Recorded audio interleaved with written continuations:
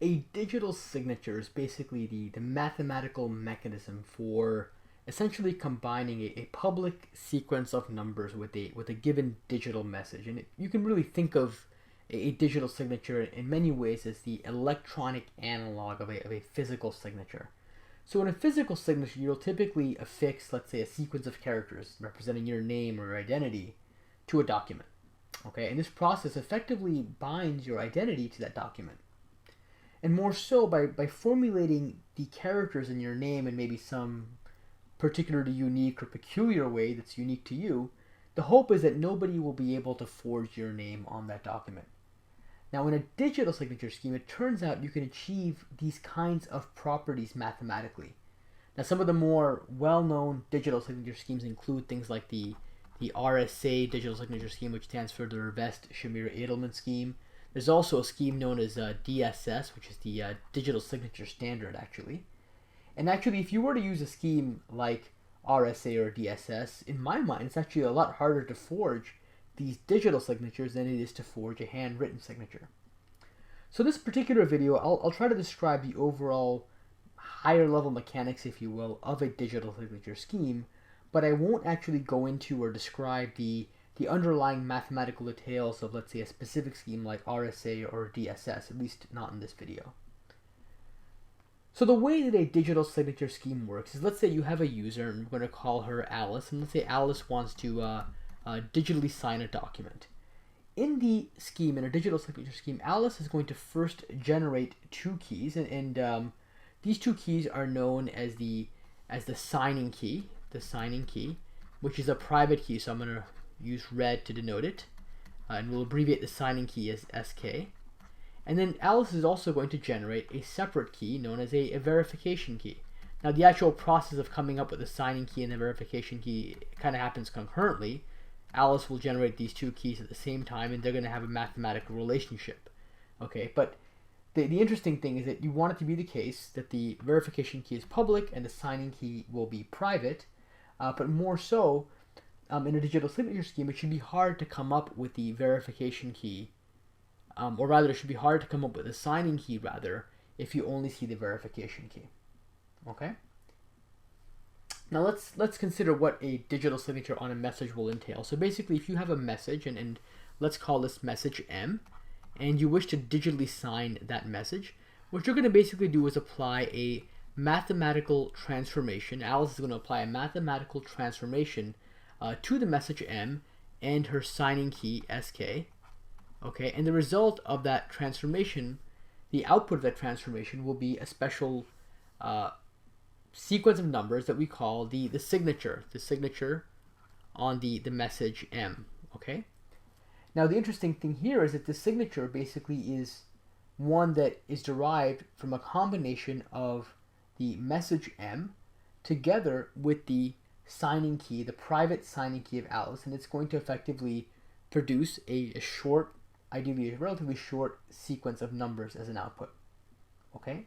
And in particular, digital signature schemes should be designed, or they typically are designed, so that only the person who possesses the signing key, that private signing key, is capable of generating this type of an output, this type of a signature, S sub M, on the message M. Okay? Now, the verification process is kind of analogous to the signing process, but it involves the public verification key. So in the verification process, you actually have three different inputs. So the first input will be the message that you want to verify the signature of. You also need, in addition to the message, you need to get as input the signature on that message. What does that S sub M look like?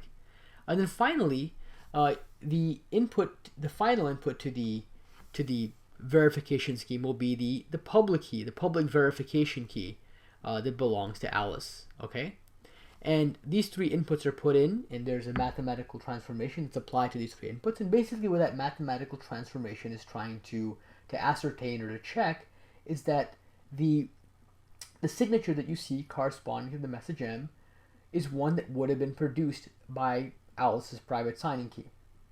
And this private signing key in turn corresponds to Alice's public verification key.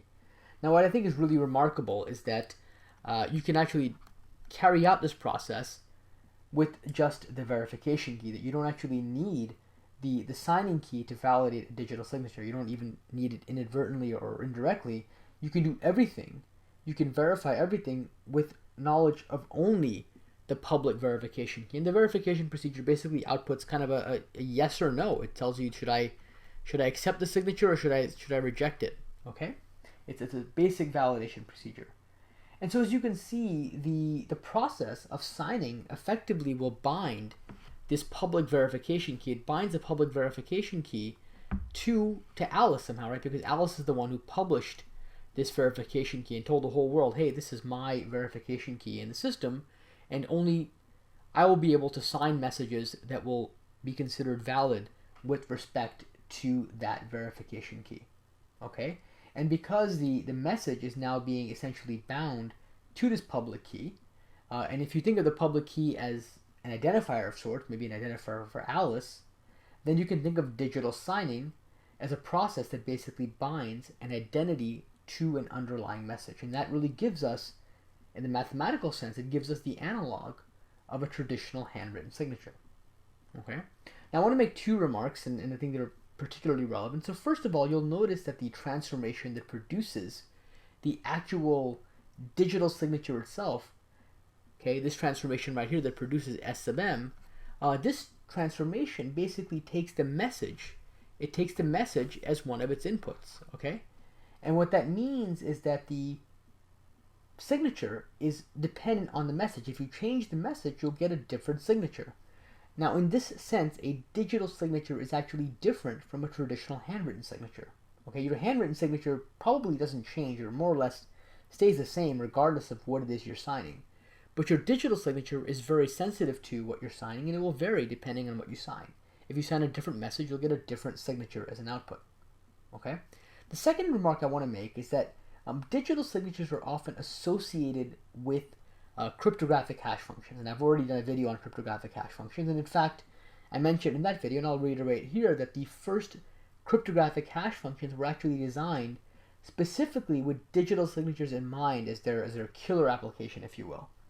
So in particular, what typically happens is that before you actually sign an arbitrary message, let's say you have a huge message that you want to sign, before you sign this message, you're going to basically apply a cryptographic hash function to that message, and you're going to get an output from that function, the cryptographic hash function. You'll get a shorter output, the digest of that cryptographic hash function.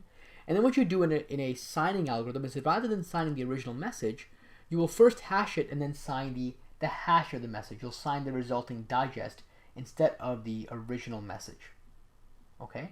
And this two-step paradigm of doing kind of hashing and then signing really ends up simplifying the process of digital signing, since you effectively are no longer dealing with an arbitrary length input, but instead you're working with a fixed length quantity. Okay? And this hash and sign paradigm actually is safe as long as it's hard to find two messages that map to the same output under the application of the hash function. In other words, you can't come up with two messages that are different, but whose output, when the hash function is applied to them, are identical. Okay, in other words, the hash function, as long as it's collision resistant, okay, will result in a secure signature scheme with this hash and sign paradigm.